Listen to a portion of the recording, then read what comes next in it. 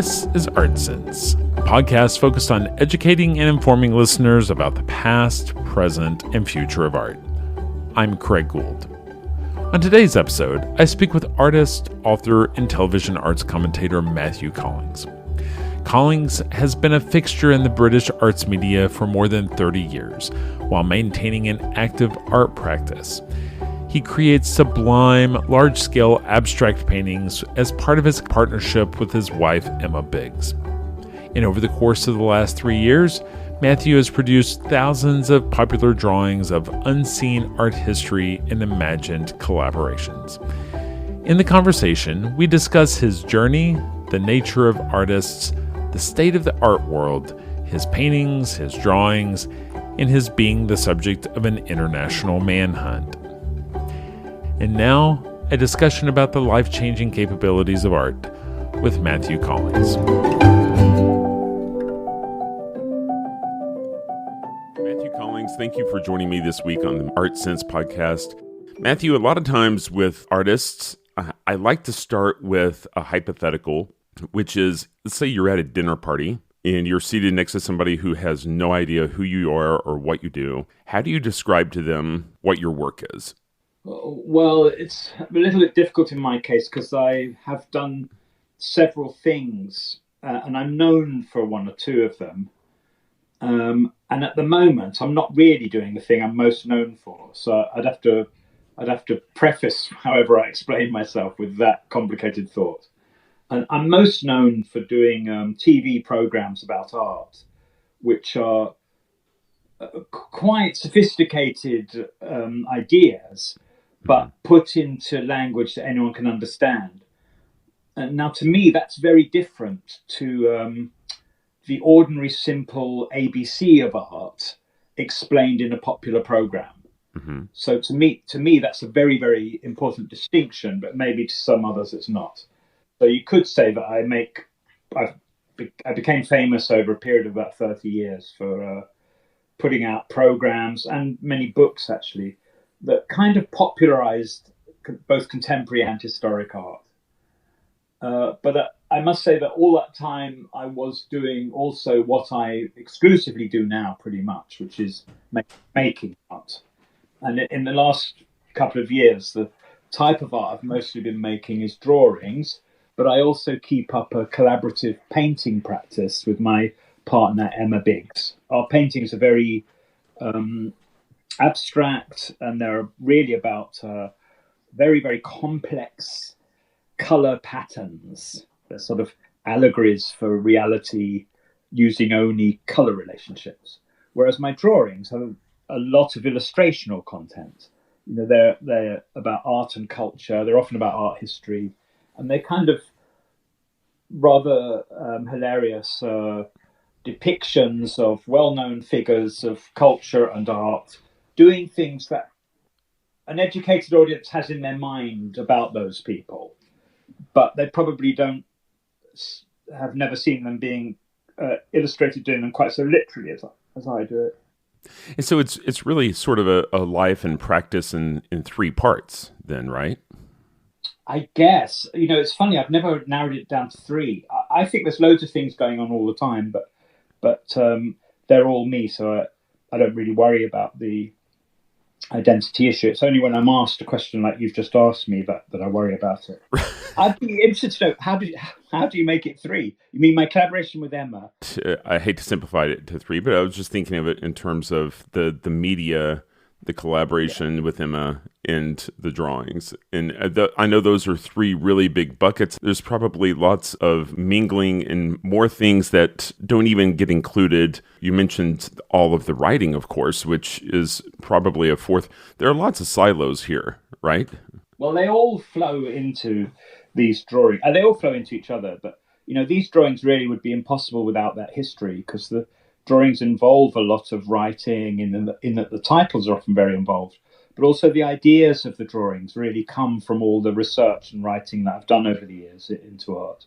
So that the comic aspect of the drawings is a lot to do with ideas about art that I have, that often have occurred to me as sort of useless knowledge that I have, and that I'm now harvesting in Right. the form of these drawings. Yeah, that's one of my impressions about you is that you're a real collector of information, data, stories, artists, art history, and that passion of yours for collecting that information has kind of turned into the sort of things that you're able to output. Yes, that I guess that does sum it up really. There's an anxiety about all this that I sell these drawings on Instagram, Hmm. and for the last 10 days or so, my Instagram account has been hacked. Oh, no. So no one listening to this can look at my drawings. Otherwise, I'd say, go onto my Instagram account and you can see the drawings. But I'm hacked at the moment, and I haven't recovered my account yet. So I hope to do it in the next few days. But everyone will just have to take my word for these drawings. You can find them on my Facebook account, but I don't use that so much. On my Instagram account, you would see something like 1,400 at least drawings from about the last couple of years. Wow. Well, I hope you get that straightened out. Thank you. Yeah. Yeah, it's a nightmare. Yeah. So when you came out of art school, how did you get into media? I know you started at Art Scribe. How did you make that jump from writing about art to actually being a presenter? Did somebody read your work and say, you know what, he simplifies this to the point where we feel like there's benefit being on screen? Or how did that happen? Well, not quite, no. When I left art school, I had a girlfriend at the time who worked at an art magazine. And so through her, I got a job at that magazine doing the subscriptions one day a week. I was processing the subscriptions. And I did write them one review once. And, they quite liked it and they thought it was clever. But it was very hard for me to do it because I wasn't a writer and I hadn't been educated in any way. I had no real formal education. I was very inarticulate, actually. And so they asked me to do more reviews, and I agreed, but they were very torturous to do. I found them very, very hard, and I would never have called myself a writer. It just happened to be an art magazine that had contributions by artists. I thought I was an artist. And as the years went by, I gradually took over that magazine and became its editor. Oh, wow. And I was there for about 8 years, and I was very confused about my own art. I wasn't really sure what it was. I'd done quite well at art school towards the end of my time there, and I'd assumed I'd be a great artist, as soon as I stepped out the door. And as some listeners will know, that doesn't always happen. And it so happened that somebody came along to the magazine from the BBC, and by spooky coincidence, that very person is coming round to my house today. Oh, my. With his wife to have tea with us. But in any case, that person was at the BBC, and he came round to ask my advice about something. And because of that meeting, when I later left that magazine and he heard that I'd left, he invited me to come and work at the BBC. And I did. And the reason was that he thought I did put things quite simply, and I was able to explain very complicated matters. And he worked in a bit of the BBC that considered itself very hip, and it was they wanted to know about what was going on in art and who knew about that stuff and who could explain it so that people at the BBC could get it. And he thought that I'd be good at that. And after I'd been at the BBC for some months, sort of sitting around not knowing what it was and what I was doing there and feeling a bit alienated, they started this very, very ritzy late night culture program called The Late Show, which was on every night for an hour. And I was a researcher on it. And anyone who knows anything about how TV works will know that sometimes the researcher kind of slips over to being a presenter, because the researcher knows stuff, but maybe has a bit of natural TV ability. So they get groomed and trained up a bit to be in front of the camera. So it was a funny sort of transition. I had no ambition whatsoever to be on TV. And I hadn't had a background that would suggest that I ever would be on it, because it tended to be Oxford and Cambridge educated people, which I wasn't at all. And I only knew what I knew, which was art. But that was lucky, because on this Culture magazine program, all they wanted me to do was to talk about art. Right. So I did that for a few years, and they were little magazine type programs. I did hundreds and hundreds of them, and I worked very, very hard. Then I slipped out of that, and for a couple of months or a year or so I was unemployed. And then a different channel, which is a very, very big channel English people will know this, so Americans won't. There's a very big channel in England called Channel 4. And they came and approached me and said, would I do, as opposed to the little items, as it were, informative items I'd done on this magazine program, would I do a great big series, a 6-part series with a great big budget, and tell the Channel 4 audience what modern art is? So I said, yeah, I would do that. And at that time, because I didn't really have any work, I was in a gap between the BBC and Channel 4. I'd written a book about my experiences as a child growing up with a certain sort of dysfunctional family and with art a bit in my life, and I made that book about the contrast between the 1950s idea of art, where everybody's authentic and sincere, and the 1990s idea, because it was now the 90s, of art, where everything's ironic and glamorous and shallow. All these things all happened at once. So I suddenly had a great big TV series that got a lot of publicity and was very, very successful, and a book out that was published by David Bowie, who everyone had heard of. So they thought, well, that book must be really cool because David Bowie's cool. And, I'm the least cool person in the world I've ever known. And I just accidentally tumbled into David Bowie's lap, as it were. And so a lot of things happened at the end of the 90s that made me very famous, at least over here.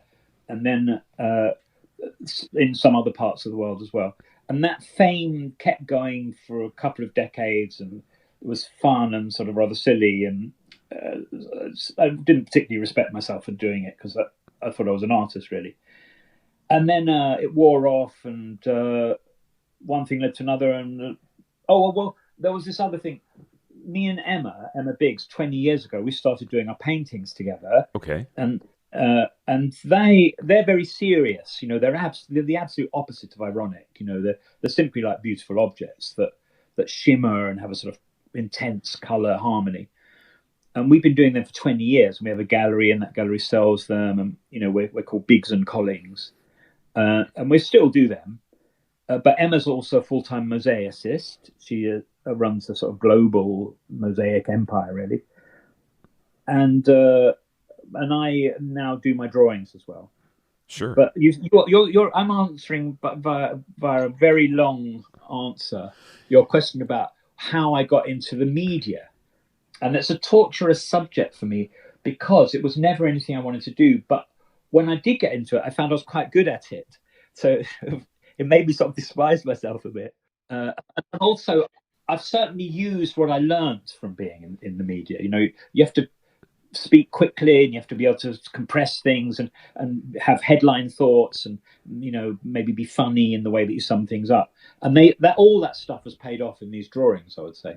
It reminds me of the conversation I had with Jerry Saltz, where his aspiration was to be a professional artist. That was what he thought he was going to be. It just turned into something else, and it was never intended. And he didn't have even the classical writing education, but he loved to talk about it, and it turned into something. And his writing and the whole media kind of became his practice. And that was one of the questions I asked him is like, if you always aspired to be an artist, are you sure you don't still have that itch to make the art? And, it's obvious that you do, and because you still make, right? Well, I never didn't make art. All the time I was at the BBC, I had a studio. I even did the MA course at Goldsmiths in fine art while I was running around the world making making films. And I always thought that I always had this sort of illusion, really, that it was art that I was doing. I did this other stuff to make a living. But it's only now, I would say, with these drawings, that the ideal I had when I was about 17 of being an artist who sold their art to make a living has actually become a reality. But unlike Jerry's much more famous and successful than me as a writer, but he simply gave up on art because he had a sort of epiphany where he realized that he wasn't really, the myth, his own self-mythology was wrong, at least according to his account. He wrote something very good on it, where he just realized he simply wasn't an artist. And he thought, well, maybe I'm a writer. And it turned out that he was, and he's a very good one. And in my case, I had to give up the the illusions I had when I was 17 were, just assumed that I was a genius. And anyone who's a teenager who's involved in art is probably a bit self-deluded. I had to give some of that up, but I never gave up the idea that I was basically some kind of maker of visual art.